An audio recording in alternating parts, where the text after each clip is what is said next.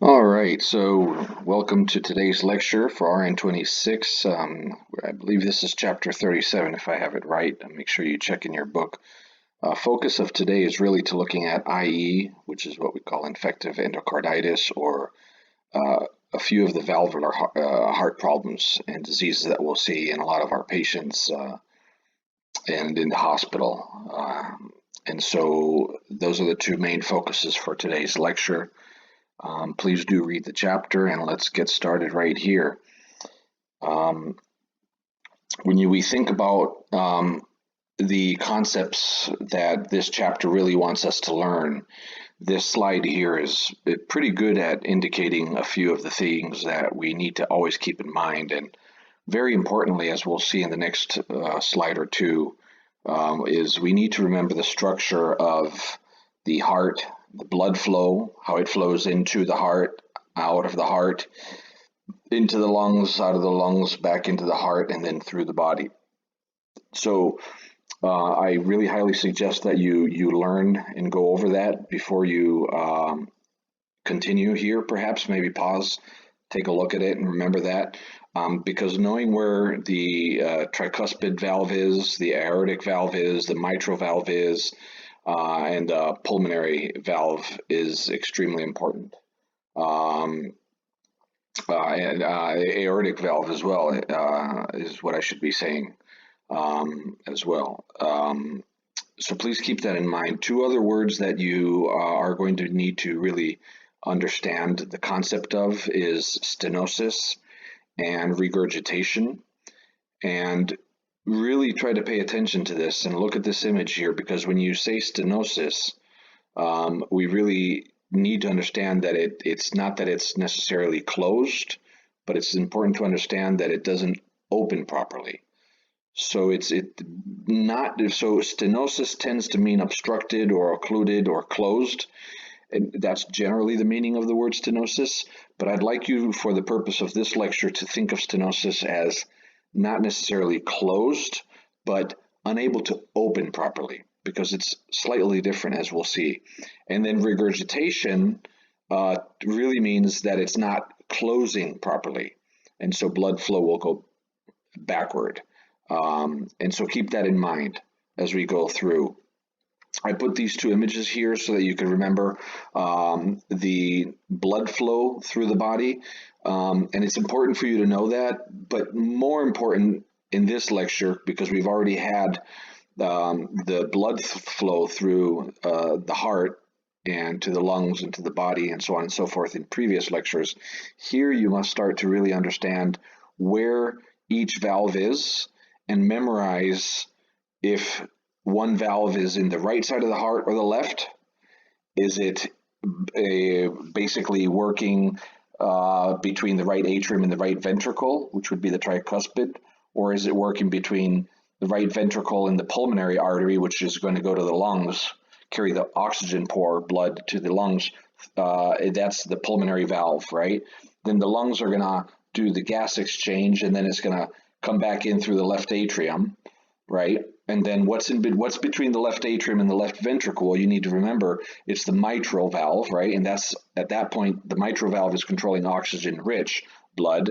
And then what's between the left ventricle and the body, going out of the body? The aortic valve. And so that's oxygen-rich.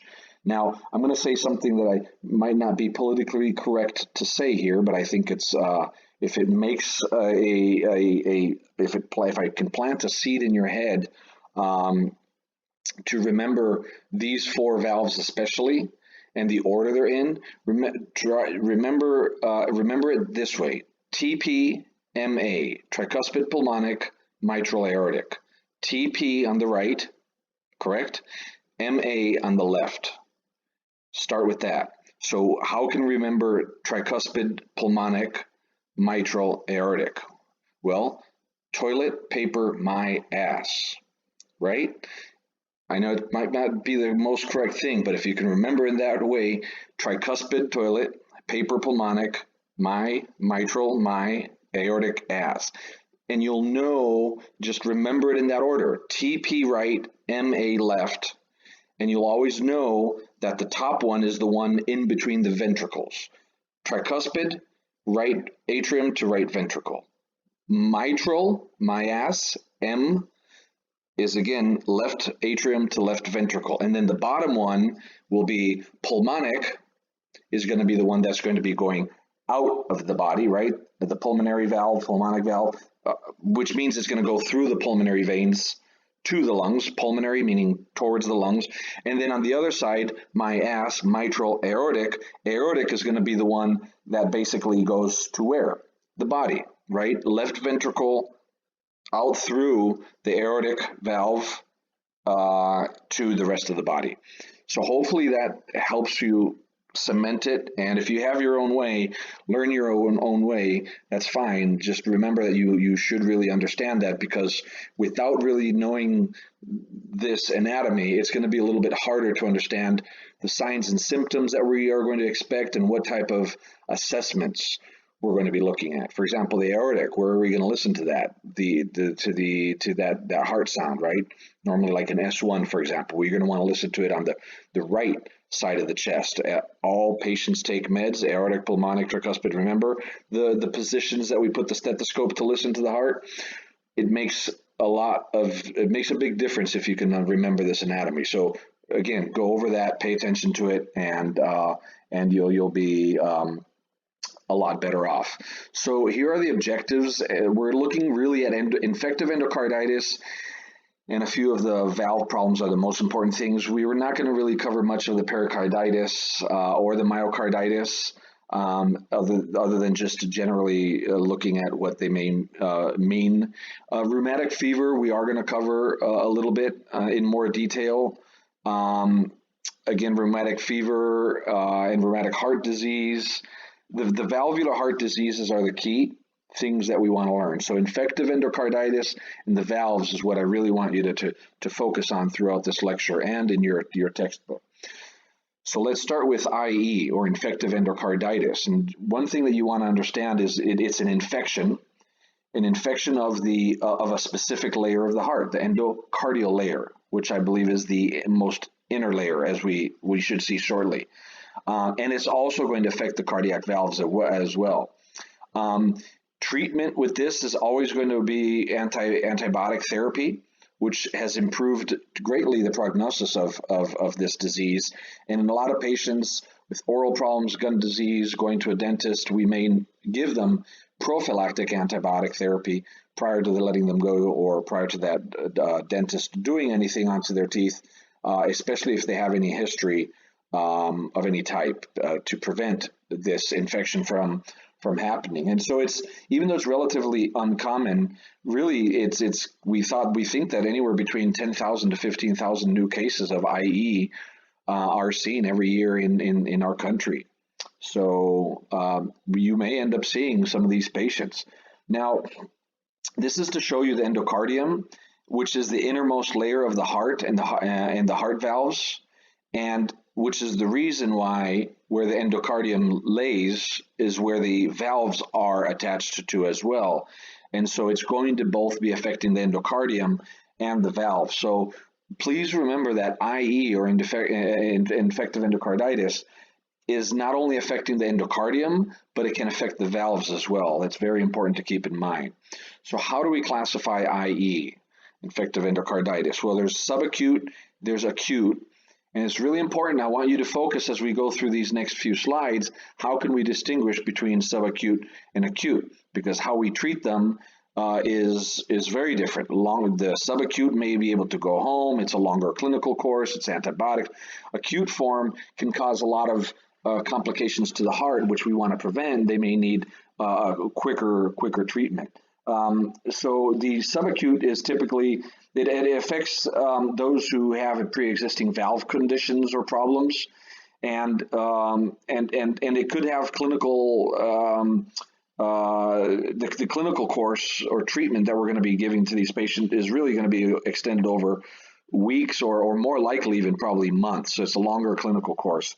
And in contrast to that, you have the acute form, which typically affects those that have healthy valves, and it manifests rapidly as a rapid progressive illness. So it's more of a sudden onset, and they don't necessarily have to have a history of having valve disease in the past. They may have healthy valves, and this can affect them as well.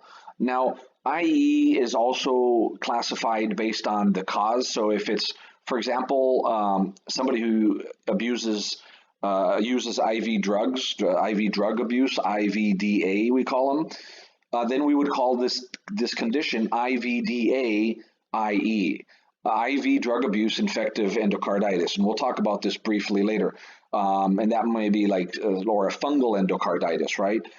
It also can be classified by the site of the involvement. So if it's, for example, a prosthetic valve endocarditis, they have a valve, it's prosthetic, and that's where the endocarditis is lodged, then we would call it a PVE. But right now, focus a little bit more on subacute and acute for the time being, till we get to the other slides.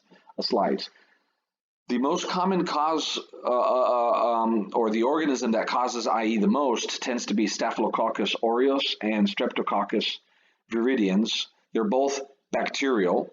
Okay, so bacterial is the most common cause of infective endocarditis. There are viruses, there are fungus, other pathogens that could lead to it, but you need to know that bacterial is the most common cause. These are the two most common causes, and antibiotics is usually one of the to-go-to treatments. So where does IE come from? What's the pathophysiology? Really, you want to think that when that it happens when the blood turbulence, as the blood rushes through within the heart, allows this organism, this whatever the causative organism is, the pathogen, to infect previously damaged valves or other endothelial surfaces. So keep that in mind, and we'll go over this shortly. IE can really happen in people that have a variety of underlying heart problems, and people who have non-cardiac conditions. So it could happen to anybody, basically, as well as those people who are undergoing invasive procedures. So take a look at table 37.1 in your textbook, because it's important to know a couple of those things there. So make sure you look at that. Again, table 37.1 in your chapter 37. At one time, rheumatic heart disease was the most common cause of infective endocarditis. However, now it's not the main cause. Rheumatic heart disease is not the main cause. Maybe, I don't know, 15, 20, 25% of infective endocarditis are still related to rheumatic heart disease, but that's not the most of the cases. It's a smaller percent. The main contributing factors that lead to IE include a couple of them, which are aging. So generally, more than 50% of older people have aortic stenosis. Another group we've already talked about, the IVDA or IV drug users. A third group is people who use prosthetic valves.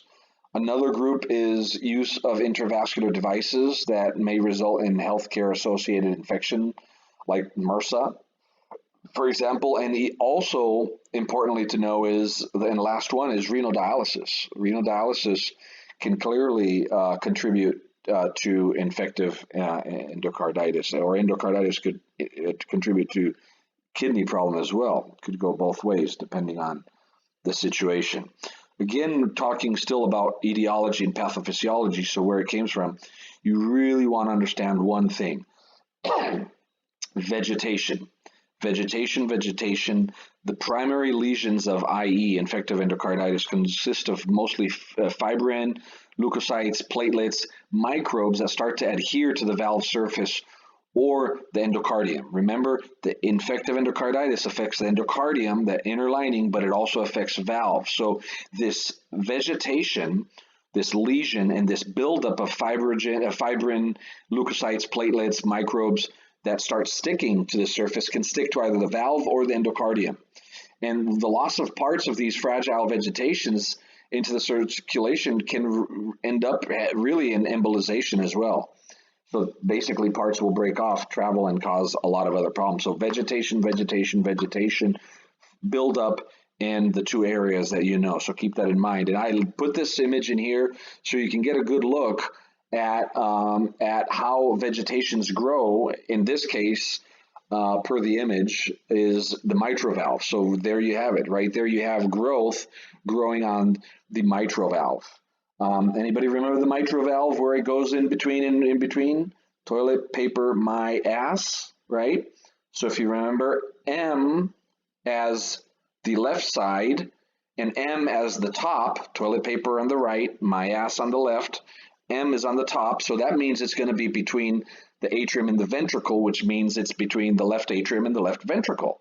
There you got it. So now you know that this is an image of a bacterial endocarditis of the valve that is in between, on the left side of the heart, in between the left atrium and the left ventricle, just because you know where mitral valve is. And M is for my ass. All right. Hopefully that's going to stick. We won't go over this in a lot of detail. It's basically looking at the pathogenesis of infective endocarditis. Once that vegetation happens, they can break off and cause embolization, which is what we just discussed earlier. And even as much as 50%, sometimes more, of the patients that have IE will experience some form of systemic embolization. So you must always keep in mind that if you have a patient who has some form of IE, that they could end up having an embolus, pulmonary emboli, or of other nature, right? And this occurs from left side heart vegetation that'll progress to the organs. It could be the brain, kidney, spleen, could be to the extremities, could cause limb infarction. One of the limbs could start going cold, clammy, lack of pulse. Now you need to use the Doppler. Now it's colder on one of the extremities. So we have to remember that our assessments are always assessments for a reason. So in a patient with infective endocarditis, we want to make sure we're assessing for perfusion. As well, in the right-sided heart lesions, for example, embolize to the lungs, which would end up in a pulmonary emboli. Remember that? So left goes to the body, right goes to the lungs, to the pulmonary. And so that's how pulmonary emboli would happen. The infection can spread locally and damage the valves or the structures that are locally in the local area. And one thing we need to know is that this can cause dysrhythmias, valve dysfunction, and eventual invasion of the myocardium, which can lead to heart failure, sepsis, and heart block. Now, why do I say it's important to know that this infection, because IE is an infection, can spread to the local supporting structures or valves, causing dysrhythmia. Why dysrhythmia is important? Well, once we start getting into dysrhythmias, the patient is going to manifest with dyspnea upon exertion, and they're going to ambulate a couple of steps and have difficulty. So it's all part of the history that we're going to be getting from our patients and part of the assessment, subjective. And we'll get into the objective assessments later. Clinical manifestations of infective endocarditis could be nonspecific. Fever really happens in the vast majority of these patients. But again, it could involve IE could involve the multiple organ systems. Low-grade fever, again, keep that in mind. Low-grade fever, 90% of the patients are going to have low-grade fever. Now, there are other nonspecific manifestations: chills, weakness, malaise, fatigue, anorexia. All that could be indicative of infective endocarditis. Now, here's where we're going to start to differentiate between subacute and acute. And I want you to remember this. I want you to remember that subacute, the symptoms we're going to look for, the manifestations are arthralgias, myalgias, back pain, abdominal discomfort, weight loss, headache, clubbing of the fingers, all of which are going to be occurring in the subacute. So remember that, because the picture looks significantly different from the acute. Vascular manifestations really of infective endocarditis include splinter hemorrhages in the nail beds, and we'll look at that. They look like streaks, longitudinal streaks on your nail. Petechiae can occur as a result of fragmentation or microembolization of the vegetative, because those vegetative lesions can, again, break off and travel. They can occur in the conjunctivae, in the eyes, lips, buccal mucosa, and the palate. Also in the ankles, remember the periphery, ankles, feet, antecubital or the popliteal areas. There's a slide that I'm going to show you that are going to include The ocellular nodes, which are very painful, tender, red, purple, pea-sized lesions that are usually on the fingertips or the toes. Janeway's lesions are flat, painless, small red spots that are going to be seen usually on the palms or the sole. And what they do is we do fundoscopic examination, which are going to reveal hemorrhagic retinal lesions in the eye, and it's the eye the problems in the eye that are called Roth's spots. So keep this in mind. You may very well see this. NCLEX loves to ask questions about ocellular nodes, if you know what they are, or the Janeway's lesions or Roth spots. They're all looking at that. Or even the splinter hemorrhages that show up on the nail bed. So keep this in mind. This is really important. You must know this because you will see it elsewhere. Here's one image that shows on the left the ocellular nodes on the toe pad of the fourth toe. And also notice the petechiae on the foot, right? See those petechiae? Very classic sign and symptom of infective carditis. And on the right image, you have the ocellular nodes of the anterior surface of the long finger, the distal phalange of the long finger, and notice the purplish area, and it's going to be really tender. See that the purplish area is tender to palpation. So keep that in mind. That's really, really important. Janeway lesion, what is that? On the left, you have a Janeway lesion on the hypothenar eminence. Also note the smaller Janeway sort of lesion on the base of the long finger as well. On the right, note the small, probably painless nodule on the sole of the patient with bacterial endocarditis as well. So knowing these signs and symptoms, Oslo's, Janeway, so on and so forth, I also added this as well because I couldn't find, this is the only image I could find for the splinter hemorrhages. So that's that. These, and again, and there's the Roth spots that you can see with those arrows pointing there. Here's a hemorrhagic retinal lesion. And what is a hemorrhagic retinal lesion? A Roth spot. So it basically means that there's a lesion that is formed probably due to the infection. Things have microvascularly traveled through, end up lodging in the microvascular of the eyes. Not unlike diabetes, although in this case Roth spots really is talking more about infective endocarditis. Now, this is a very important slide for you to know. The onset of a new or a changing murmur is noted in patients with infective endocarditis. And what valves are you going to notice that those murmurs on with more frequency? The aortic and the mitral valve. The aortic and the mitral valve. Anybody remember aortic? What is the aortic between? Okay, so toilet paper, my ass. We know it's going to be on the left side, MA, and A means it's going to be leaving the left ventricle out to the body. So the aortic valve is going to take oxygen-rich blood right out of the left ventricle into the body. And the mitral we already talked about. So those are the two areas where we're going to be trying to listen with infective endocarditis patient. So they may have a history of a murmur. If the murmur is unchanged, maybe not. But if it starts to change, or if they didn't have a murmur and it's new, we have to be careful with that. Heart failure can happen in up to 80% of people that have aortic valve endocarditis of any type, and approximately 50 patients with mitral valve endocarditis. So remember that aortic, mitral valve are affected significantly, and of those that have aortic valve endocarditis, remember we're still talking infective endocarditis now, but we're getting a little bit more specific. Infective endocarditis that is affecting the aortic valve, that is leaving the left ventricle going to the body, is 80% of those people could end up having heart failure. And infective endocarditis that ends up affecting the mitral valve, which is leaving the left atrium to go to the left ventricle, are 50% of those patients could end up with heart failure. That's important to keep in mind. And clinical manifestations that are going to be a result of or secondary to embolization can be present again in multiple areas of the body. Embolization to the spleen, right, could cause sharp left upper quadrant pain or splenomegaly, local tenderness, abdominal rigidity. Embolization to the kidneys could cause flank pain. Remember, flank pain always related to the back, lower lumbar region. Hematuria, slight blood when you're urinating, or even renal failure. What if the embolization lodges in, one of the peripheral blood vessels of the arms, legs? It could cause ischemia and gangrene. Or what if it went to the brain? Neurological damage could result. So hemiplegia, ataxia, aphasia, visual changes, and clearly change in level of consciousness as well. And then you may have a pulmonary embolism or emboli, which could occur in the right side of endocarditis.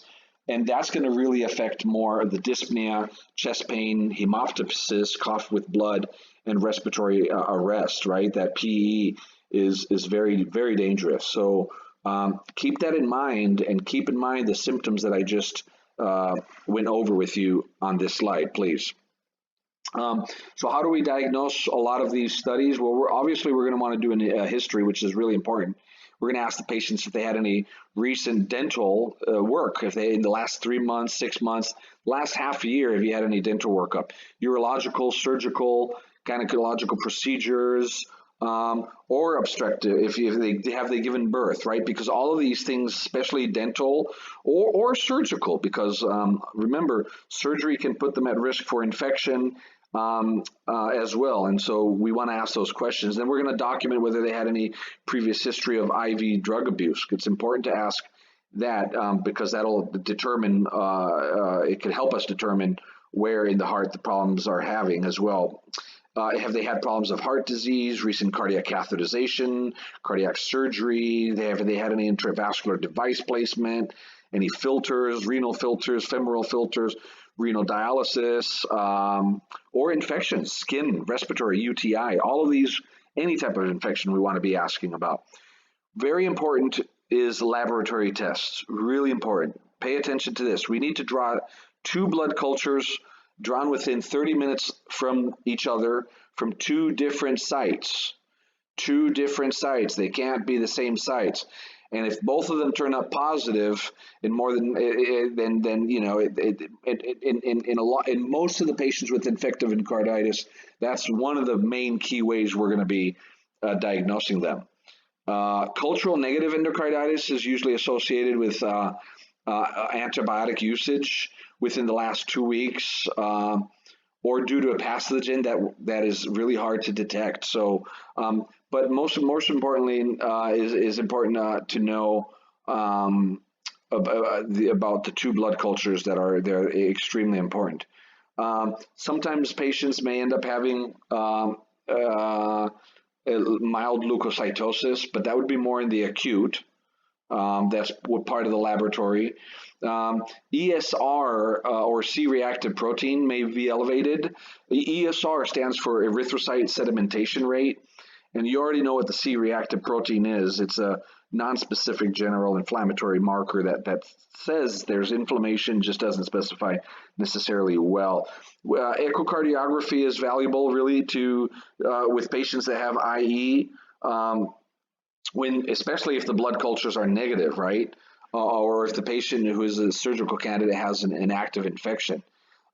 We may be doing a TEE as well, but we'll go over that in a little bit. Chest x-rays are done mostly to look for what?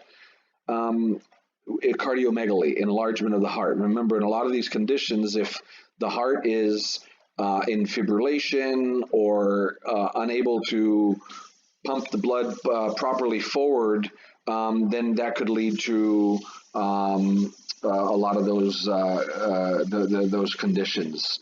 Enlarged cardiomegaly is what we're talking about. And then with the ECG, you'll get this probably in 3rd semester.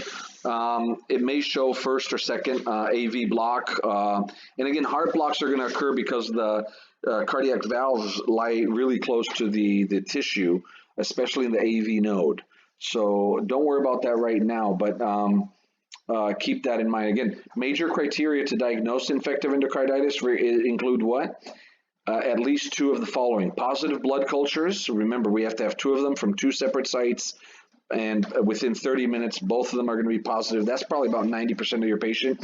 New or changed heart murmur, right, is another of a major way to diagnose it. or intracardiac mass or vegetation that would be noted on echocardiography. So echocardiography is extremely important because what they're going to be looking for with the echocardiography is for that vegetation growth to determine where and what valve and what part of the endocardial lining it's at. So what do we need to know in terms of collaborative care? Key thing is prophylactic antibiotic treatment for patients. The target groups are going to always be people that have had heart conditions, should always have prophylactic antibiotics when they go in to get a prosthetic heart valve or a repair to a heart valve, or anybody who's had a previous infection or previous IE, same thing, prophylactic antibiotics, because we want to prevent that from happening.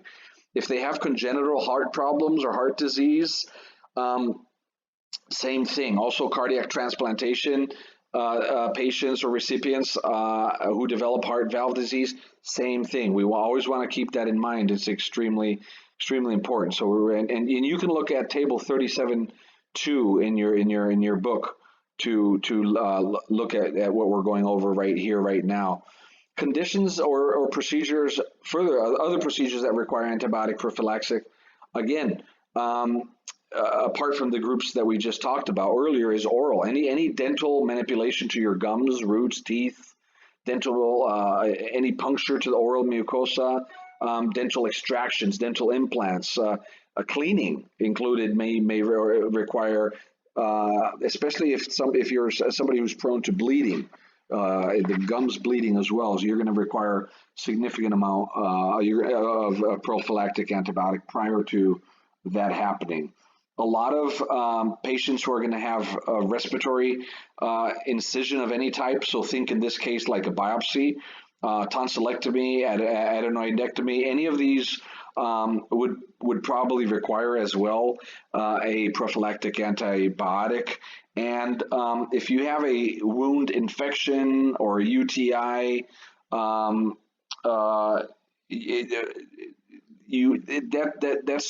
that's changing. They may or may not require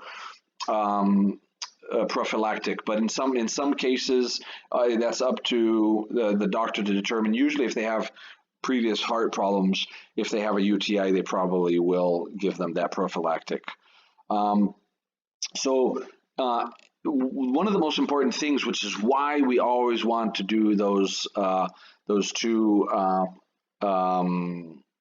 labs to determine the samples, the cultures, because if we can't get that culture, we won't be able to accurately identify the organism, and that accurate identification of this organism is perhaps the most important key for proper successful treatment of IE, infective endocarditis. And so there may, in fact, we may need to have IV antibiotics for long term to kill that bacteria that may be dormant within that valvular vegetation. Remember, that vegetation is lodged there, so it may take a significant amount or longer therapy, antibiotic therapy, to treat it. So complete elimination of the organism really can take weeks in order to get. Otherwise, there may be relapse of the problem. Initially, you're going to see patients hospitalized with the IV antibiotic, again, based on the blood cultures, and then we'll start the IV antibiotics.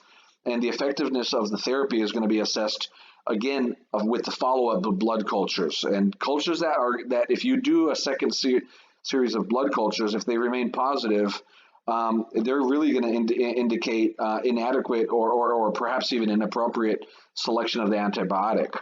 Or basically wrong diagnosis. So the infection may be elsewhere in the body. So again, that's something that the doctors are going to be looking at as well.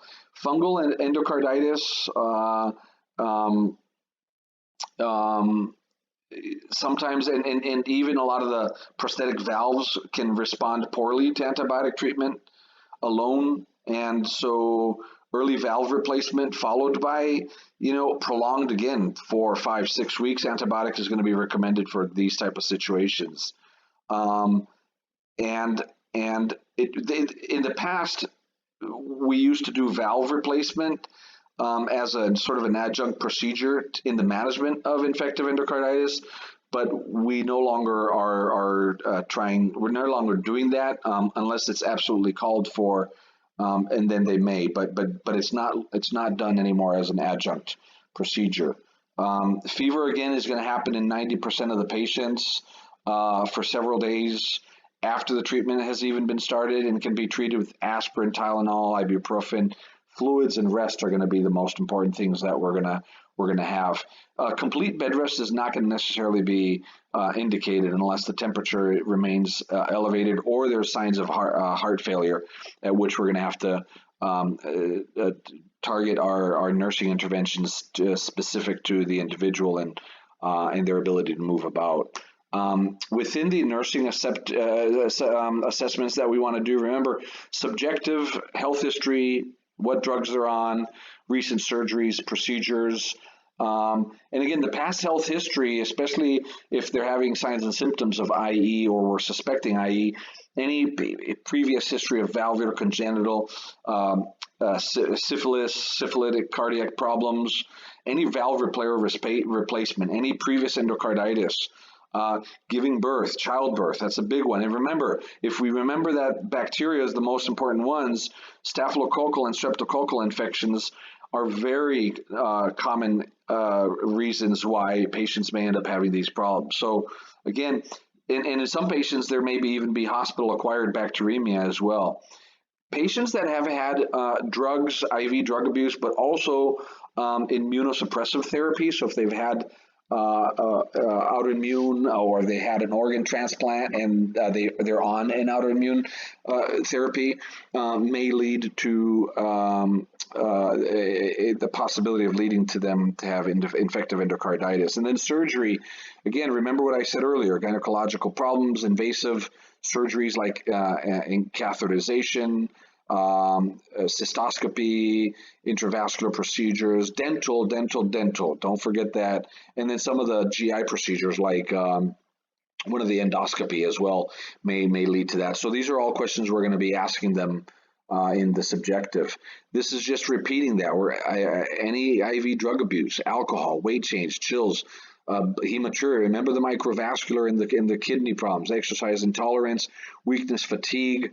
Hard to pinpoint those because those could be signs of heart failure. But again, remember with aortic and aortic and the mitral valve are the two most common ones that we're going to see that are going to lead to heart failure. So exercise intolerance, weakness, and fatigue are very common signs and symptoms.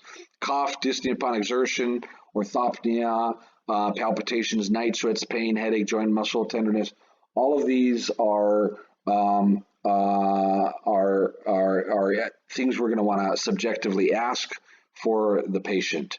Objectively, what are we going to be looking for? Well, obviously, you're going to want to do a focused physical assessment. We would do a head to toe. But in general, we're going to want to know are they having a fever? Are they hot? Extremities, are they hot, cold, cool, one more than another? Skin, what are we going to be looking for the skin? Anybody know? Osler's, splinter hemorrhage on the nails, Janeway's lesions, petechiae, purpura. We're going to look for peripheral edema. We're going to look for clubbing. In the respiratory, we're going to be looking for tachypnea, for crackles. Remember, crackles sometimes can refer to heart failure or even fluid buildup if things are backing up from the left side of the heart to the lungs. Very important for the cardiovascular, very important. We're going to be looking for dysrhythmias. We're going to be looking for tachycardia, murmurs, S3 or S4 sounds as well. Sometimes even a mild S1 can be a sign of infective endocarditis as well. So for nursing diagnosis, it just makes sense. We're going to be looking with anybody who has infective endocarditis with decreased cardiac output. If they have an altered rhythm or a valve insufficiency or fluid overload because of a heart murmur, or an S3, which is an extra beat within the heart that shouldn't happen, or they're having a tachycardia or diminished peripheral pulses. So obviously perfusion is not working. All of these things are going to be indicative of decreased cardiac output, right? such as if they're having low urine output, right? Remember, perfusion to the kidney has dropped. Therefore, that's an indication that something's happening in the heart that's not allowing that blood to be perfused properly forward, right? Hyperthermia is related to infection, right, due to the tissue, as evidenced by having a temperature or white blood count or diaphoresis or chills or malaise, tachypnea. Also impaired comfort related to the illness, general weakness, arthralgia, anorexia, and constantly having to get intravenous, right? These are very uncomfortable for a lot of the patients when they have to get IV antibiotics for long term. Sometimes they're discharged home with IVs or a PICC line in order for that to happen. Activity intolerance, again, secondary to generalized weakness or the arthralgia, or alteration of the O2 transport. Again, perfusion, right? If there's a valve dysfunction in the body, blood is not going to be perfused the proper way. Clearly, that's going to be a problem. Likewise with cardiac output, if cardiac output is going down, there's going to be activity intolerance, and same thing with a lot of the heart failure patients. And then deficiency knowledge, we'll go over what patients need to know shortly. So we're going to want to make sure that our patient has normal or baseline cardiac function, so no S3, no dysrhythmia. We're going to want to make sure that they can perform whatever their activity of daily living, ADLs, are without fatigue. But again, we have to assess what their baseline is. We're not going to want them to go over their baseline, but unless we've assessed for that baseline, we won't know what their ability, or if they've for the last year or two only been able to walk from the couch to the kitchen and back, then that's their baseline. Are they now able to do more? Well, that's an improvement. Are they now able to do less? Then things are worsening. So always base your assessment and your plan off of what they're able to do. And then the third thing is knowledge of the therapy and what they need to do to prevent that from recurring, prevent IE from recurring. Health promotion, identify those who are at risk of developing it, assess the patient's history and what they understand of the problem so that we can teach them what they need to know. And then teaching the patient that are at high risk for that to adhere to the treatment program is of utmost importance. And we'll go over that shortly. Again, health promotion is extremely important. So this is where we're going to go over what we need to stress with the patient. We need to tell them, they need to avoid people who are infected is extremely important, right? Especially upper respiratory infections. Report any cold, flus, or cough symptoms. If they're people that we're sending, they have subacute, it's not acute, they don't need to be necessarily in the hospital, we're sending them home, and we know they have an infective endocarditis, they need to report that they're having signs and symptoms of a cold or a flu or a cough or symptoms of that nature. Extremely important. Try to avoid stress or extreme or excessive fatigue, and try to plan for regular rest periods before and after activity. Walk a little bit, rest a lot. Walk a little bit, rest a lot. If they're able to walk a little bit more and rest a little bit, great, but we need to plan that with them. Good oral hygiene is extremely important. Daily care, regular dental visits is extremely important for patients with infective endocarditis. And inform them to inform the health care provider if they're going to go to any invasive procedure, dental procedure, cardiac catheterization, and tell them they need to know if they have infective endocarditis that prophylactic antibiotic therapy before any or many certain invasive procedures is an absolute must. And if a patient has history of IVDA, IV drug abuse, we need to refer them to drug rehabilitation if we assess that they're ready for that. Otherwise, and you'll see a lot of the patients that have IVDA, they have multiple vegetations build up in the heart in different areas of the heart, sometimes more than one. They end up having heart failure. Their ejection fraction tends to be 10%, 15% in those that are, pretty severe. And the prognosis for a lot of these patients tends to be pretty poor. Infective endocarditis really generally requires treatment with antibiotics for, again, 4 to 6 weeks. After the initial treatment in the hospital, patient can continue treatment at home if they're hemodynamically stable and compliant, if we think that they can follow up with the care that we want them to do. So we have to assess for their home setting. Do they have support? Patients who receive outpatient IV antibiotics will have to have some type of nurse go to their home. If they have history of IV drug abuse, the likelihood of us sending them home with the PICC line. Again, PICC line is a peripherally inserted central catheter. Pretty low. We don't want to send somebody who has IV drug abuse home with a line that goes pretty close to their heart where they can start injecting drugs in on their own. So we're going to want to monitor their laboratory data to determine whether the antibiotic treatment is working okay. Ongoing monitoring of the patient's blood culture is an absolute necessary. It's extremely important to ensure to see if we're killing the bacteria and to see if something else is growing as well, and we may need to change the antibiotic or we got it wrong in the first place. The patient could be, they could be pretty anxious, right? So we need to talk to them about the illness and let them know that with proper strategies, proper planning, it's absolutely possible to cope with this illness, even in an outpatient setting. And then just make sure that when they get their antibiotic, that we monitor them for any adverse drug reactions like allergic reaction. Again, here's a repeat, right? So what are we going to tell the patient going home in an ambulatory care setting, an upstream outpatient setting? Well, adequate periods of physical and emotional rest, right? Bed rest could be necessary when fever is happening, but it depends. It depends on if they're having more complications, then more rest is going to be more necessary. Otherwise, the patient can ambulate, perform moderate activities.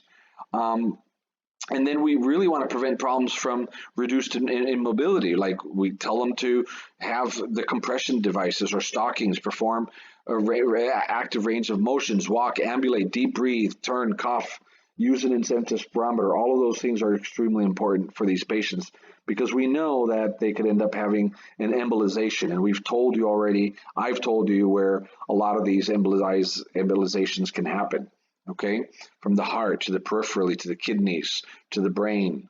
So keep that in mind. So for a patient teaching, we want to tell them to always have a thermometer, monitor for fever, whether it's chronic or intermittent. Usually, again, fever is going to be one of the common early signs, right? So they have to be monitoring their body temperature, and persistent temperature elevations could mean that the drug therapy is not working. For the 2, 3, 4 days of drug therapy, they may still maintain that fever, but if it should start to go down. If it doesn't, then we need to start questioning again what's going on. Patients with infective endocarditis are at risk for life-threatening complications, right? Again, stroke, PE. What's PE? Pulmonary edema, embolism as well, heart failure. And so we need to teach the patients or the people who are living with them to recognize the signs and symptoms of these problems, like change in mental status. If something lodges in the brain, that's a problem.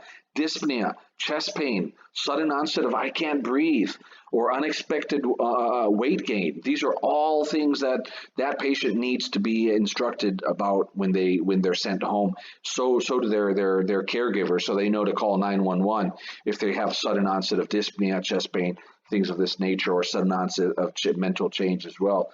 Management could focus as well on teaching the patient or the person that they live with, the caregiver, spouse, relative, child, somebody who's living in the home with them, that the nature of the disease and what the disease means and how we can reduce the risks of getting reinfected as well.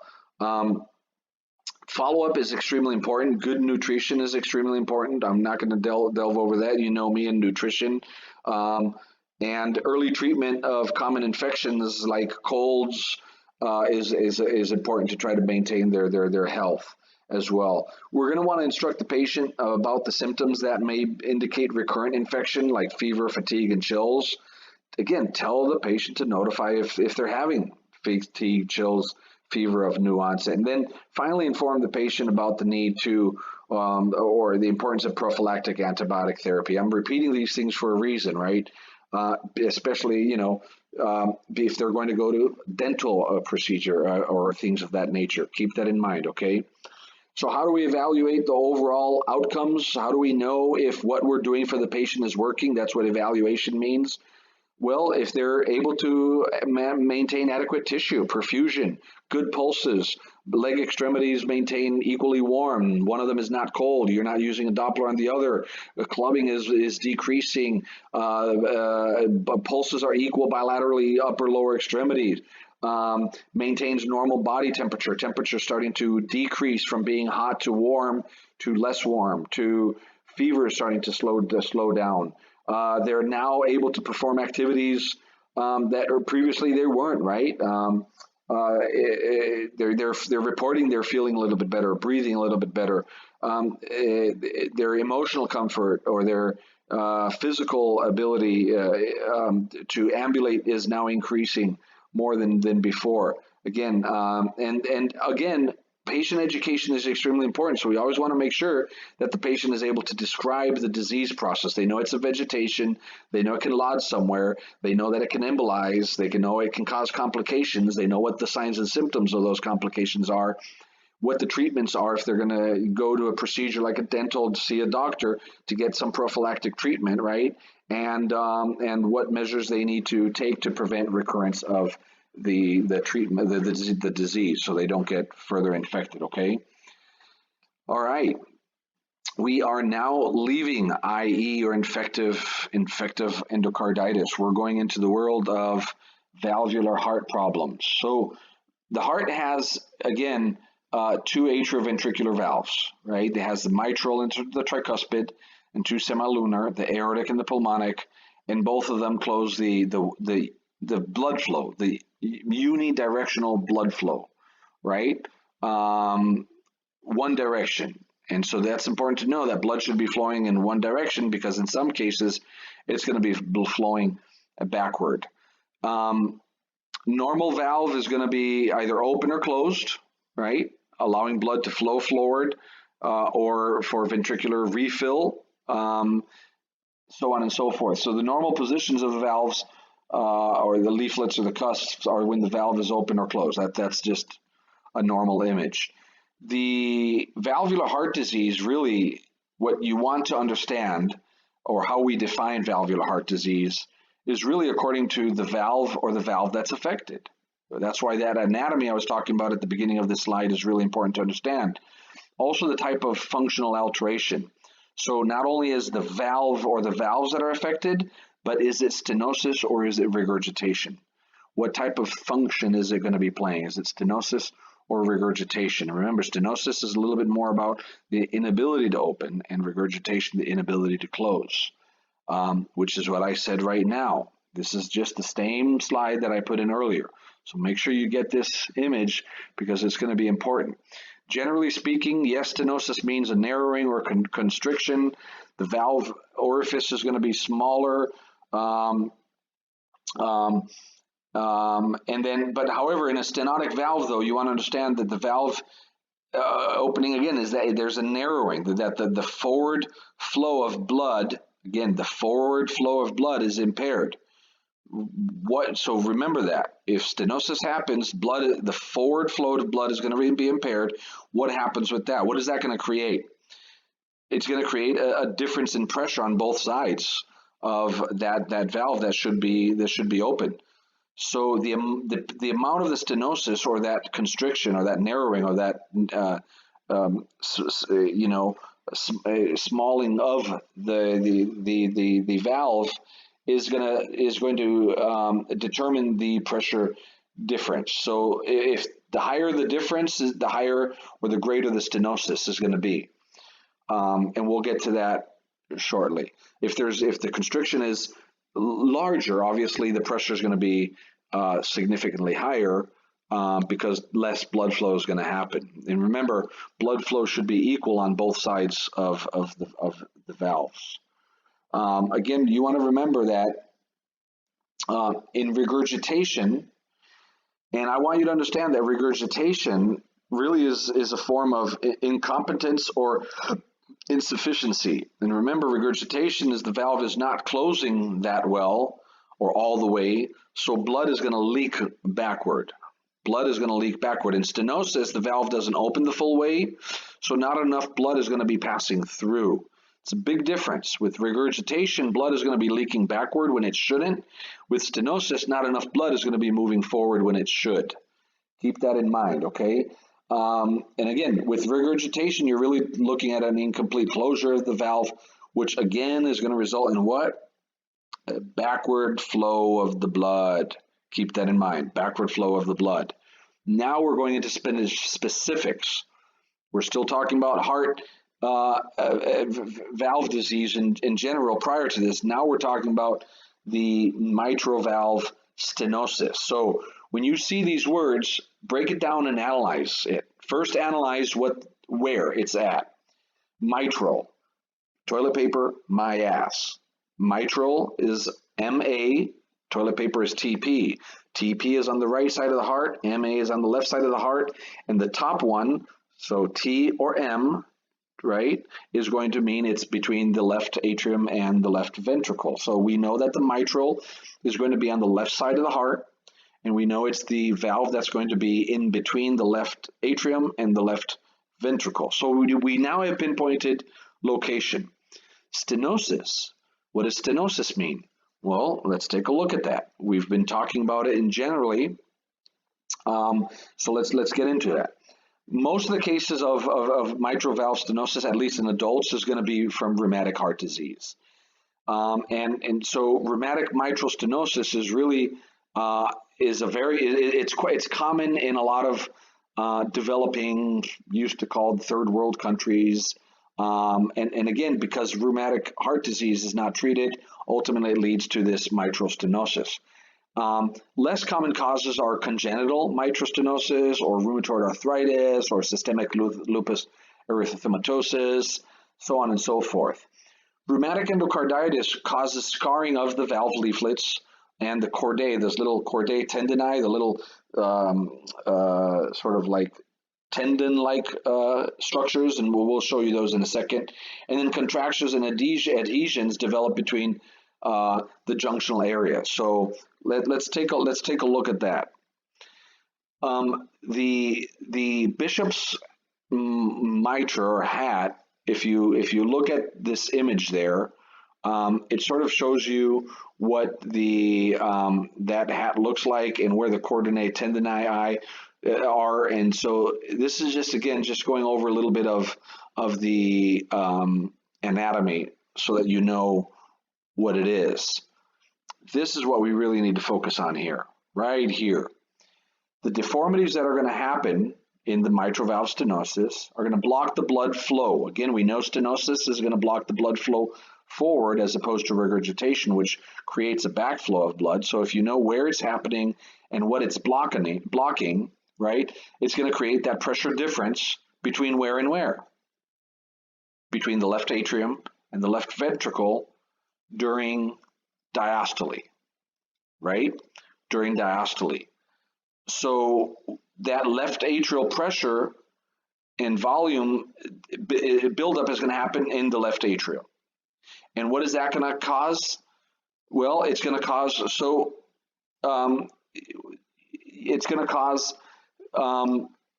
the pulmonary vascular pressure to be increased. And I think this is going to require us to take a step back and remember that the oxygen poor blood is going to be leaving the pulmonary arteries to go into the lungs. Lungs are going to oxygenate it. Lungs are going to then go back into the left atrium. Remember, lungs to left atrium. So if there's pressure buildup in the left atrium, it's going to start backing up into the lungs, right?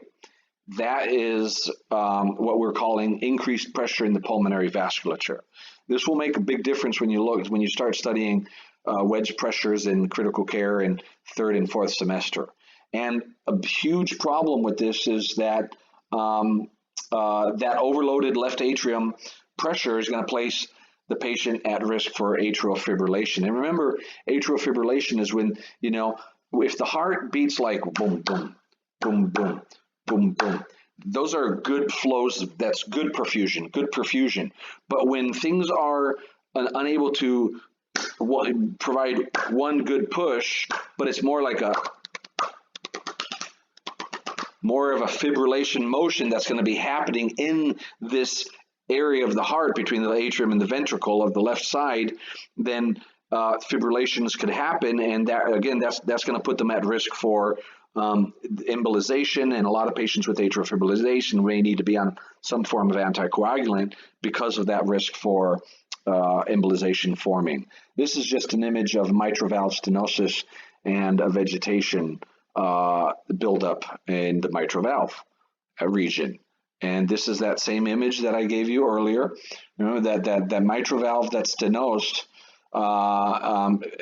ends up with thickening and a shortening of the overall structures, which can cause that cardiomegaly, which is why we do that X-ray, so on and so forth. So mitral valve stenosis, where is it happening, right? Where is it happening? What's not happening? Not enough of that blood is flowing forward. So two things in this image. What do you see here? Not only do we see a lot of that blood buildup in the left atrium, but we see, so if a lot of that blood is building up in the left atrium and not able to get into the left ventricle, what do you think when that ventricle goes to pump the blood forward, right? What do you think is going to happen? And remember, left ventricle goes to the body. Your body is not going to receive the proper amount of perfusion. They're going to feel, fatigue. They're going to feel the organs, kidneys, urine output might start to decrease, so on and so forth. Downstream is not going to receive, downstream from the left ventricle, which is the body, is not going to receive a lot of the perfusion that the blood, which is oxygen and nutrients, that it should. And again, remember the stenosed valve that we're talking about here is going to be unable to open sufficiently during that left atrial systole, which is going to inhibit that left ventricular filling. And if that left ventricular filling, which is what I've been talking about, is inhibited, so that means there's less blood going in or being filled into that left ventricle, less blood is going to be pumped out. So decreased cardiac output, which is why we say they're not having that good of perfusion occurring as well. So for mitral valve stenosis, what are we looking at? The primary symptom that we're going to find, pay attention to this mitral valve stenosis, is exertional dyspnea due to reduced lung compliance. So not only is the lung being backed up, that pulmonary, let's go back to that slide here, not only is there increased pressure in the pulmonary vasculature, right, which is why you're going to see that exertional dyspnea, reduced lung compliance. So the shortness of breath, difficulty breathing is one. When we do our auscultation and we listen to heart sounds, we're going to listen to a really loud first heart sound and a really low pitched and a low pitched diastolic murmur, right? And you're going to want to listen to the apex of the heart with the stethoscope, that point of maximal intensity for that diastolic murmur. And again, murmurs are really important, right? With mitral valve stenosis, loud S1 and a murmur, and where are we going to listen to that murmur? Mostly in the apex or that PMI with your stethoscope. Fatigue and palpitations from atrial fibrillation can also occur. That just goes hand in hand with that fibrillating motion, which is not giving a good push of blood forward. It's fibrillating. Therefore, again, sort of a perfusional cardiac output issue that we're talking about. Embolies can arise from blood stasis in the left atrium. Again, secondary to atrial fibrillation, which is why a lot of these patients may end up having to be put on some form of anticoagulation as well. Now, less frequently patients are going to have hoarseness from laryngeal issues, hemoptysis, which could happen from pulmonary hypertension, but those are a lot of late signs. Chest pain, decreased cardiac output, or coronary perfusion, decreased coronary perfusion. And even seizures could happen from emboli. They're less frequent. So the murmur, the exertional dyspnea, fatigue are going to be the first thing to be focusing on. So let's change here. We're still talking about heart valve problems, but this time we're talking about mitral valve regurgitation. So break the word down. We got mitral, we got regurgitation. We already know where the mitral is, all right? Toilet paper, my ass, M. is the top part. So M is on the left side of the heart. It's between the left atrium, left ventricle. Regurgitation means what? Not that the blood flow is inhibited from moving forward, but that it doesn't fully close. Valves should close to allow for that ventricular filling. If they don't close well, the opposite, a backflow is going to be happening. So there you go. That's what we're going to talk about right now.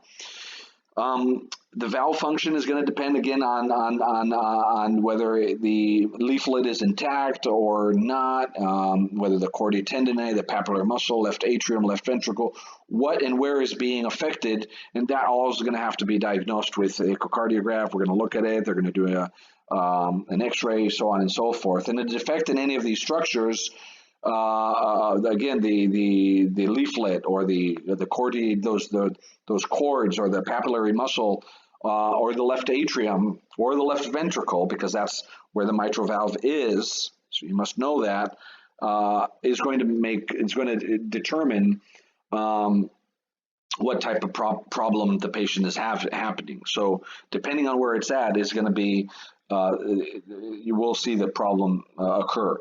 Damage to a valve, perhaps that is caused by myocardial infarction or chronic rheumatic heart problems, mitral valve prolapse, ischemic papillary muscle, or IE. Even IE can lead to a mitral valve regurgitation, right?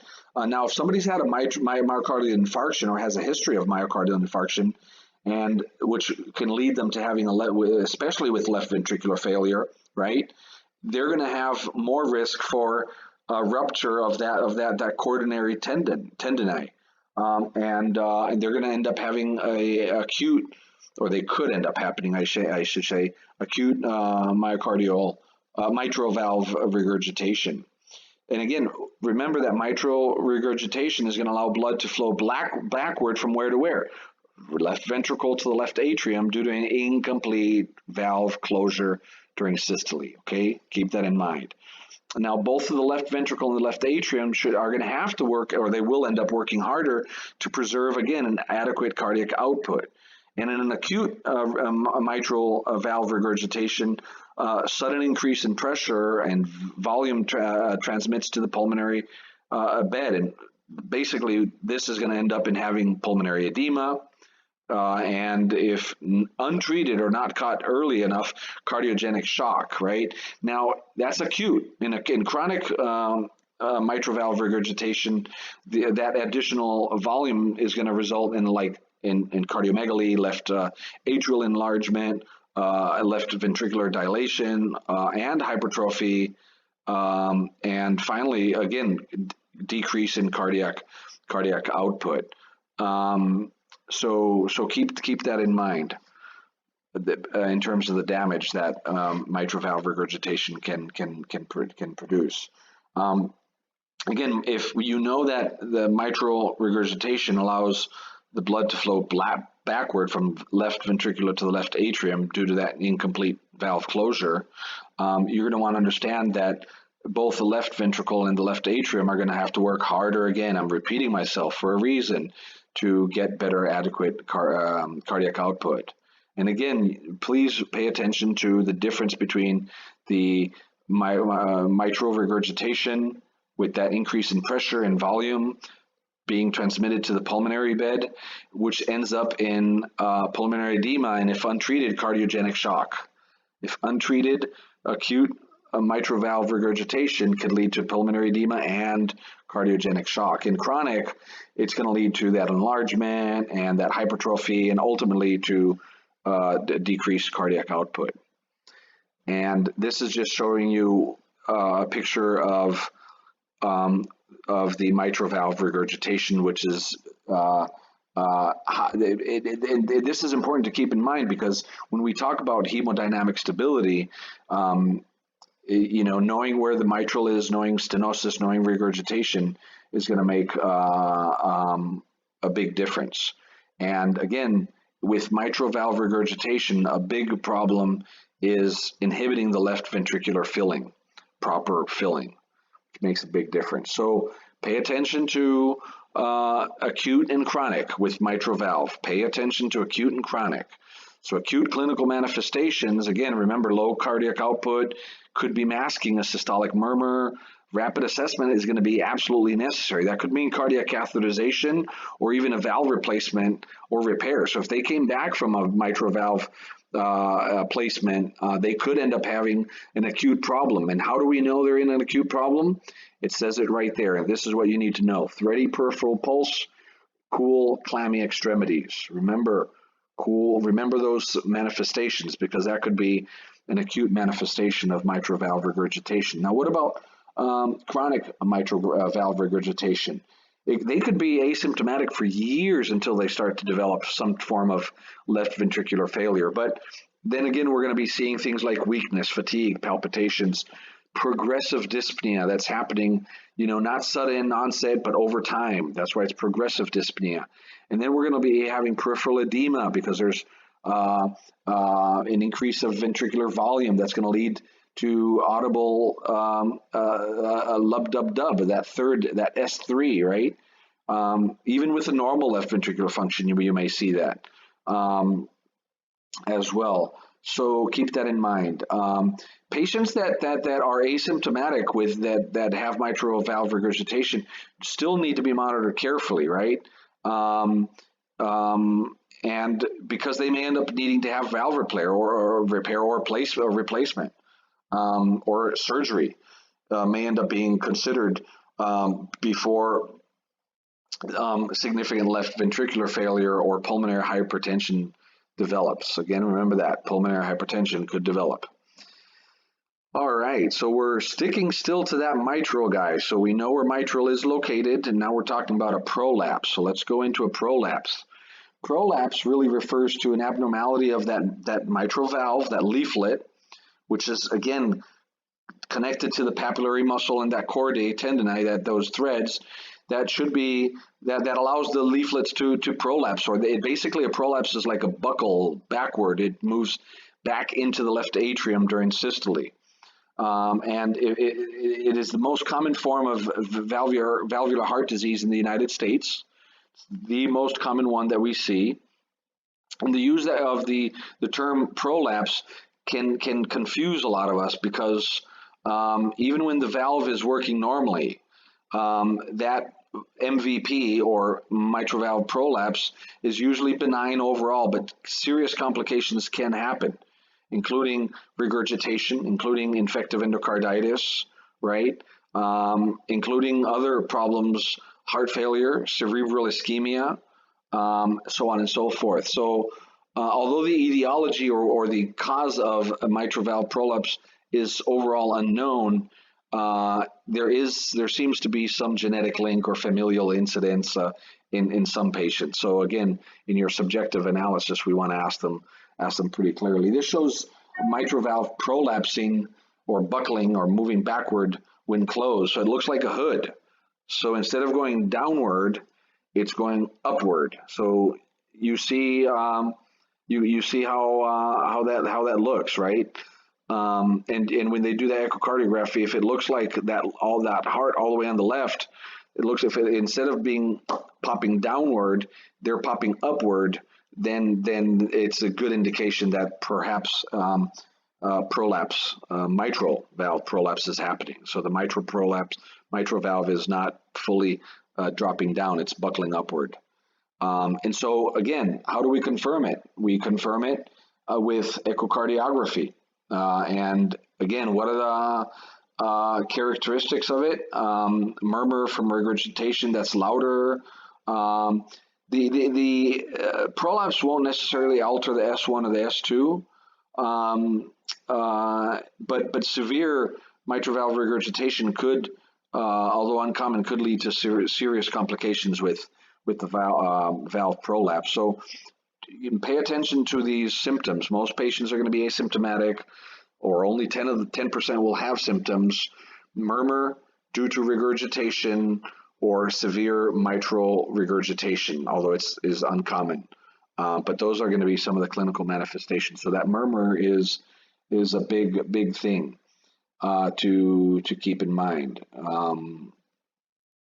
All right.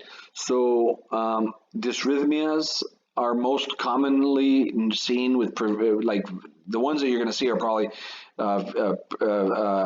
premature contractions, ventricular premature contractions, or paroxysmal supraventricular tachycardia, PST, or ventricular VTAC, ventricular tachycardia. And a lot of these can end up causing palpitation, lightheadedness, dizziness. Remember that drop in cardiac output, they may not be able to perfuse the brain that much. So remember, palpitations, lightheadedness, and dizziness are going to be present. They may or may not have chest pain, right? The cause of the chest pain, if it does occur, relatively unknown, but it could be a result of an abnormal tension to the valve or the papillary muscles. And if they do have chest pain, they're going to happen in clusters, especially in period during emotional stress, distress. Dyspnea, palpitation, syncope can occur with that chest pain, but they won't respond to antiagonal treatment. So if you give them a nitrate when they're having chest pain, it may not respond. They may end up getting beta blockers prescribed for them for the palpitations or that chest pain. And patients that have the mitral valve prolapse, generally, again, it's going to be benign, but manageable course is of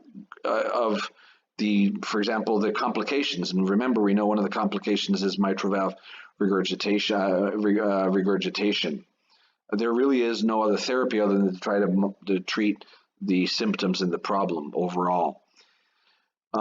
So this is very important to know. When we teach patients about, or the caregiver, how to manage mitral valve prolapse, there's 6 things you're going to want to teach them. One is teach them they're going to have antibiotic prophylaxis for endocarditis or any other procedure, especially if they have MVP with regurgitation.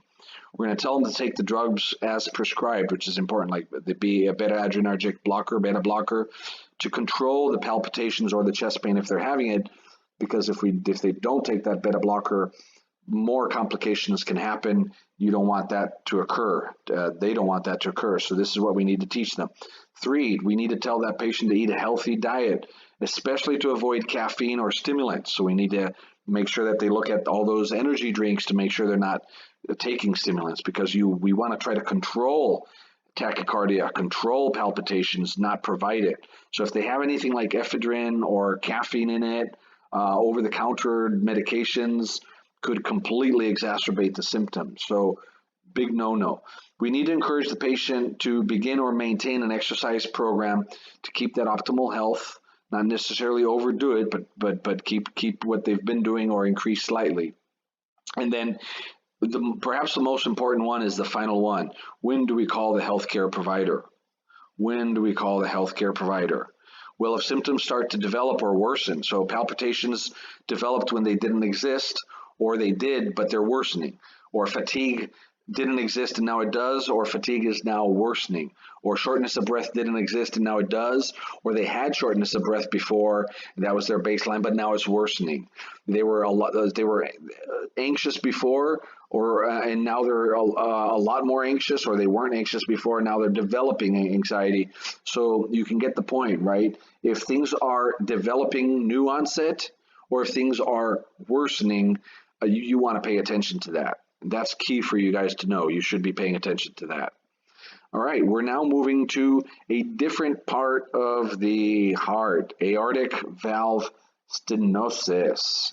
Where is aortic, right? Where is aortic? Aortic is going to be between the left ventricle and the body, and it's going to be taking out that oxygen-rich blood to the rest of the heart. And so it's important to know where that's at. Remember, toilet paper, my ass. So it's aortic. It's going to be where it's going to be on the left side of the heart, right? Going out to the body through the aortic valve to the body. Okay, so keep that in mind. Congenital aortic stenosis is usually noticed in childhood, adolescence, or young adulthood. In older adults, AS or aortic stenosis is usually a result of rheumatic fever. Important. That's why I put it in red. Okay, so pay attention to that. If aortic stenosis does occur and it is due to rheumatic problem, rheumatic heart disease, you may see a mitral valve disease accompanying it. Not always, but you may. And then isolated aortic stenosis is usually non-rheumatic in its origin or etymology. The incidence, though, of rheumatic aortic valve disease has been decreasing, but degenerative stenosis is going up as the population ages. So those are the two important things here to know about aortic valve stenosis. So stenosis, what is stenosis? Obstruction of flow forward, and if you know where it's at, it's an obstruction of flow forward from the left ventricle to the aorta, to the body, through the aorta, during that systole, okay?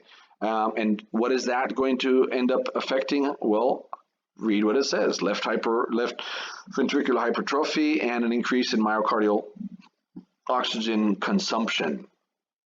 And why is that? Well, because there's an increased myocardial mass that's occurring.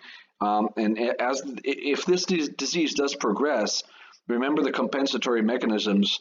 They're going to start to kick in, which ultimately could fail, but it's going to reduce cardiac output, which could lead to decreased tissue perfusion, could also lead to pulmonary hypertension and heart failure. And again, remember, left side of the heart. If there's a problem with the left side of the heart, and where does the left side of the heart pump to? To the body. But if there's a problem with the left side of the heart, L goes back to L. L goes back to the lung. You got to remember that. If there's a problem, and that's why whether it's a mitral or an aortic, both of those are on the left side of the heart, a lot of the symptoms are going to be very similar, like pulmonary hypertension or heart failure. Okay, must keep that in mind. So what are the clinical manifestations of aortic valve stenosis? Well, the symptoms are going to be generally the classic triad, as we call it, is angina, syncope, exertional dyspnea or dyspnea upon exertion, upon ambulation, upon walking, which is really reflecting left ventricular failure, which is sometimes why you may hear that PMI in the sixth intercostal space as opposed to the fourth or the fifth, showing that the heart is already in cardiomegaly, hypertrophy, and working harder over time because of that compensatory mechanism. So let's keep that in mind. Okay, this is very important to remember. Auscultatory findings. What are we gonna notice? What are we gonna hear? What are we gonna listen to? The classic triad again is the angina, syncope, and that dyspnea because of that left ventricular failure. So we're gonna notice that there's gonna be either a normal or a soft S1. Remember, not a loud S1. You should go back and look at other problems. There's another problem we talked about that has a loud S1. This is a soft S1. Aortic valve stenosis, normal or soft. Normal or soft, right? There's going to be a diminished, like a weaker, or absent S2. And then there could be a systolic murmur, either new or more pronounced, stronger than normal, and a strong or a prominent S4. Those are all things that we're going to be looking at for an aortic valve stenosis. With aortic valve stenosis, there's usually poor prognosis, if not fixed soon or if not corrected sooner than not. So nitroglycerin is used cautiously to treat angina, as it can significantly reduce the blood pressure and could even worse the chest pain. So be careful with giving nitroglycerin and know what we need to be monitoring. That preload and that blood pressure are the two key things. And you're caring for a patient who has aortic stenosis. You know where the aorta is. You know what stenosis means. What should we be assessing the patient for? The S4 is going to be louder, so C is out of the question, not diminished or absent. That was the S2. Not the low pitched for sure. Pericardial friction rub is a different condition. We're looking for that systolic murmur, okay? All right. All right, now we're moving into the aortic valve regurgitation. We already know what the valve, where the valve is, and we know what regurgitation means. And here you want to differentiate between chronic and acute and chronic. Acute regurgitation, it could be from a primary disease that they have, like an aortic valve problem or aortic root problem, or both.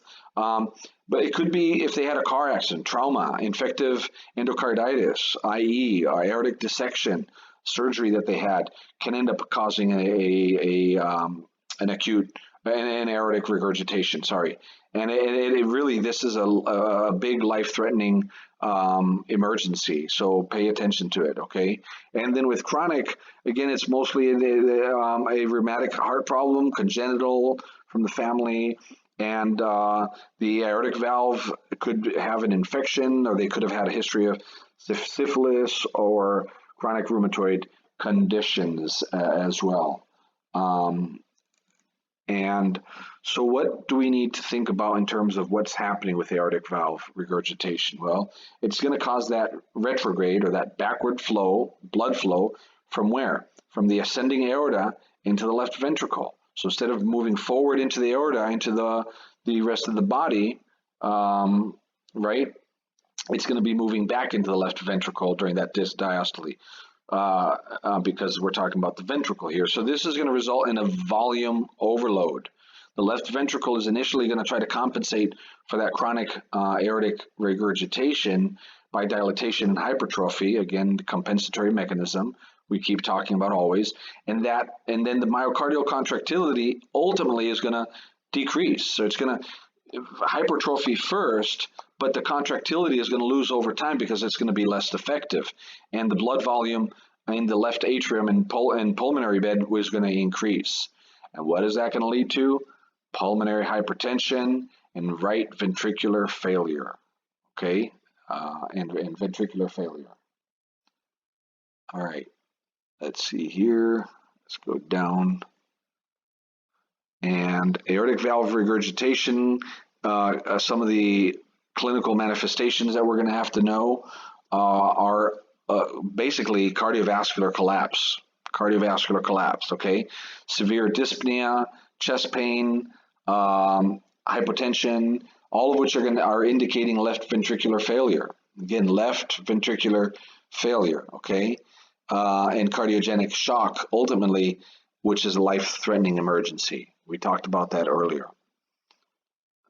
All right. Of the chronic aortic valve regurgitation, they could be asymptomatic for years. Again, dyspnea upon exertion, orthopnea, paroxysmal dyspnea are all things that we need to keep in mind. I think what you want to know about the paroxysmal dyspnea is it happens at nighttime. Is they'll wake up suddenly and have this cough, and normally if you just sit them up, things should disappear. But in this case, that coughing, that dyspnea, that shortness of breath is going to continue.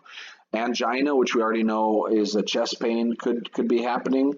And so with chronic also, they could end up having that water hammer pulse, which is really a strong, quick beat that collapses immediately.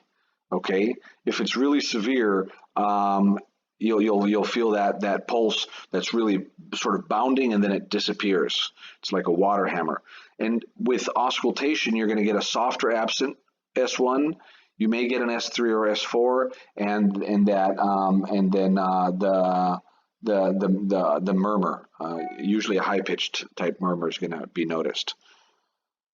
All right, tricuspid valve stenosis, tricuspid. So toilet paper my ass. Where is the T? T is going to be on the right side of the heart, right? And it's on the top, TP, P is at the bottom, T is at the top, so that means it's going to be between the right atrium and the right ventricle. And then stenosis, we already know what that means. Unable to move forward.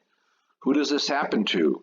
Usually patients, with the diseases of the tricuspid or the pulmonic valves, even though they're uncommon, with stenosis, they're gonna, stenosis is more common than the regurgitation. And rheumatic fever is a big thing. This is what we're going to see with patients that have IVDA or intravenous drug abuse more than a lot of the other conditions. So what we're going to see is basically right atrial enlargement, because if it's not moving forward, it's staying in where, in the right atrium, and thus an increased systemic venous pressure. Things are changing here a little bit. So the clinical manifestations here are going to be downstream from the right side of the heart. So what goes into the heart? What's going into the right side of the heart? Well, we know that it's coming through the superior and the inferior venous cava, going into the right atrium, right? And what we're looking at is hepatomegaly, splenomegaly, things of that nature, ascites, liver, remember, peripheral edema. So those are the symptoms that you need to be paying attention to, okay? Changing route now. We're talking about the pulmonic valve. TPMA, toilet paper my ass. So TP is both of those. TP, toilet paper, is on the right side of the heart. P is on the bottom. T is at the top. So if we know the top one is always between the atrium and the valve, P is going to be at the bottom. P means that it's going to be going from the right ventricle out to the lungs through the pulmonary arteries, right? And it's usually, or most often, it's going to be caused by congenital, and the results are going to end up in being in right ventricular hypertension, just like on the left side, left ventricular hypertension, right ventricular hypertension, and right hypertrophy. And the big clinical manifestations here are fatigue and a loud murmur. Fatigue and a loud murmur. Okay, keep that in mind. So how do we diagnose all of these things? For most of the aortic disorders, a CT scan of the chest is going to be the gold standard. Echocardiogram is going to really look at the valves and the function, and to look at the heart chamber. A TEE, or transesophageal echocardiograph, or a Doppler imaging, is used to help diagnose and monitor the valve and the heart disease progression to see if the vegetation is still there, growing or not growing. Chest x-ray is going to really look at the cardiomegaly, the heart, but also could be looking at the pulmonary circulation and if there's any calcification of the valves. ECG is going to look at the heart rate, rhythm, ischemia, ventricular hypertrophy. It can be noted as well on that. And then a cardiac catheterization could be looking at pressure changes in the different chambers, and it could record pressure differences across the valves, or measure the size of the valve openings as well. So cardiac catheterization will help for that. An important aspect of sort of conservative management for a valvular heart problem is prevention of rheumatoid fever and IE, infective endocarditis. Okay, so the treatment is going to depend on what valve is involved and how severe it is, and it really is going to focus on preventing exacerbations of heart failure, or preventing acute pulmonary edema, preventing thromboembolism, and we know how to do that, and then preventing recurring endocarditis as well. Again, heart failure is really treated with vasodilators or beta blockers, diuretics, low sodium diet. Anticoagulant therapy is going to treat like systemic and pulmonary emboli. Anticoagulant may also treat problems with AFibs if they're going into AFibs as well. It's going to be used prophylactically with patients who have atrial fibrillation as well. So if they don't have it, they may end up being put on it so that they don't get it, is what that means.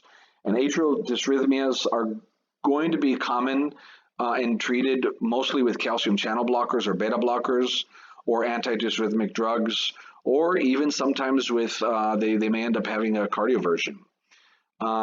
Continuing with the valve heart problems over in general, alternative treatment for some of the patients that have a lot of the valve heart disease could be a balloon valvuloplasty procedure. That's where they split open, go in with the balloon, they fuse the commissures and try to split that open. The balloon valvuloplasty is used for mostly mitral, tricuspid, and pulmonic stenosis.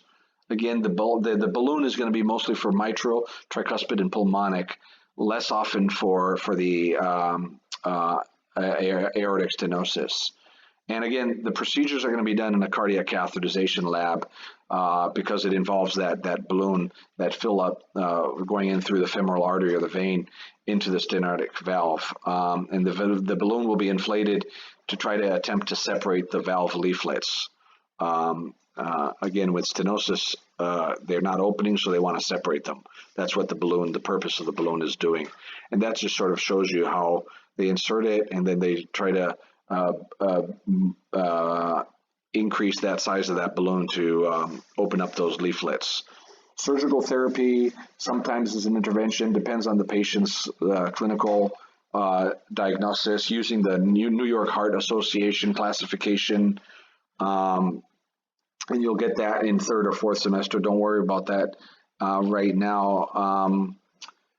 And valve replacement or repair is not uncommon, like it is a valve replacement as well. There's different types. I'm not going to expect you to know this at this point. Let me move forward. This is important to know here. We want to know that there's two different types of valve. There's a mechanical valve and a biological valve.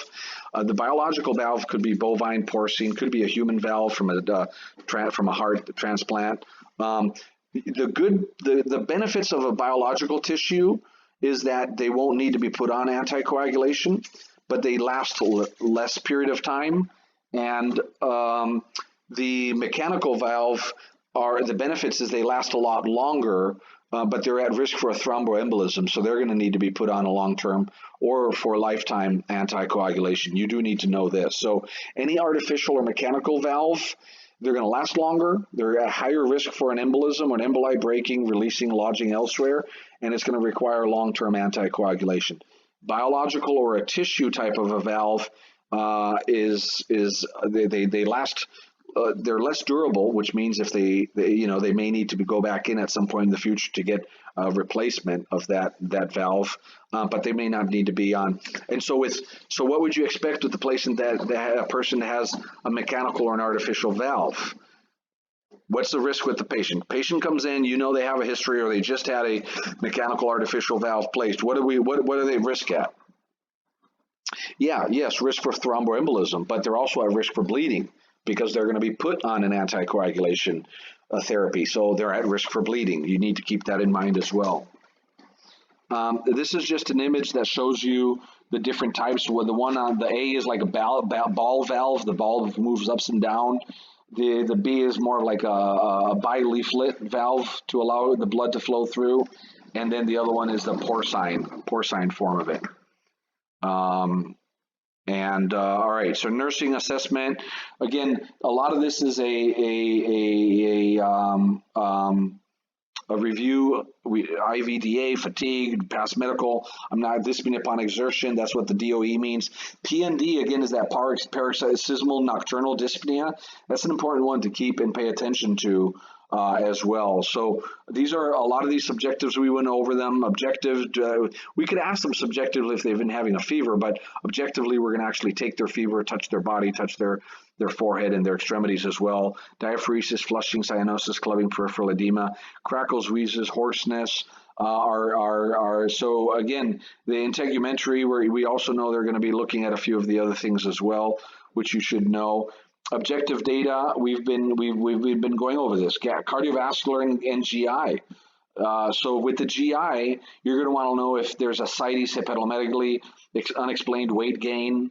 With cardiovascular, they're abnormal heart sounds. So pay attention to what those heart sounds are for the specific conditions, right? And if there's a change in pulse pressure. Backing up to the lungs or backing up to the liver or to the body. And again, remember that water hammer or thready peripheral pulses are important to know. Nursing diagnosis, this is a repeat of what we had earlier. You should know cardiac output, should know fluid volume excess, should know activity intolerance, and should know deficient knowledge and what to teach the patient, right? Remember, if they're having, they need to be able to verbalize what type of treatment, therapy they should be taking, and that they need to stick to their medications. They need to get that prophylactic antibiotic so on and so forth. So the overall goals or outcomes that we want to see the patients with any or most valve diseases, that they have a normal cardiac function. It sounds normal, that they have improved activity tolerance, or at least not worsened, and that they understand the disease process and what health measures mean. Health promotion, try to again, an individual who has a history of rheumatoid fever or endocarditis, that famous IE, or congenital heart disease, should know what the symptoms are of those so that they can seek medical treatment early. That's one of the most important things. But proper diet, encourage compliance with the medications. Again, this is a lot of a repeat of what we've had. Individualize the rest and the exercise to the individual. Avoid strenuous activity. If they smoke, tell them to stop. Monitor the INR if they're if they're on anticoagulation therapies like warfarin or Coumadin, is what this is referring to, especially after surgery for a valve replacement. That international normalized ratio is going to be checked on a regular basis to see if the doses that they're on is adequate, right? And the INR values are going to want to be between 2.5 or 3.5 as therapeutic. But again, it depends on the patient. But this, again, which patient would you see that in if they had a valve placed in a mechanical valve or in a bovine biological valve that are going to be assessing for the INR? Obviously, somebody who had a mechanical valve, okay, because that's the one they're going to be placed on that anticoagulation therapy. We know to teach them some of the drug actions, why they should be taking it, beta blocker, heart blood pressure, heart rate control for palpitation, control for chest pain. And again, I can't overemphasize the treatment for the prophylactic antibiotic therapy. Information regarding that therapy is extremely important to give to them, and when to seek care. They need to know when to seek care. We've covered that earlier. Again, tell them to follow up care. Remember, surgery is not going to be a cure, but it can help save their life. So it's important for them maybe to even carry a medical alert bracelet, because that could end up saving their life. So how do we evaluate? Remember, evaluation is all about outcomes, expected outcomes. For a patient that has any valvular heart disease. Well, are they maintaining adequate tissue? Perfusion, we know how to assess for that. So we're going to be assessing for that.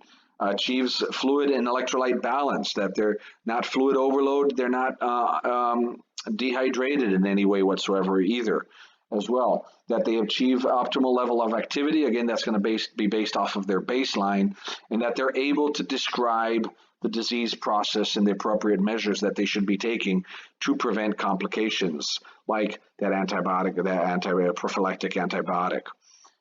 We got, I think, 1 or 2 slides more, and then we're done. So what do you think with the patient who's 19-year-old who has rheumatic heart disease? He's admitted to the hospital with recurrent rheumatic fever, and in planning for this patient, in planning care for this patient, which nursing diagnosis do we really think about? Ineffective coping related to refusal to carrying out health and whatnot promotion, risk to infection related to recent exposure to group A beta hemolytic streptococci, impaired adjustment related to an unsuccessful lifestyle modification, goal setting and problem solving, or ineffective self-health management related to lack of knowledge about long-term prophylactic antibiotic therapy. And remember, I've said it multiple times, a patient that has a history of rheumatic fever or rheumatic heart disease, and even a lot of them who have a lot of valvular conditions, but especially rheumatic fever and rheumatic heart disease, they will be needing long-term or even lifelong continuous prophylactic antibiotic to prevent the recurrence of that. So they're going to be constantly going back. So it's D.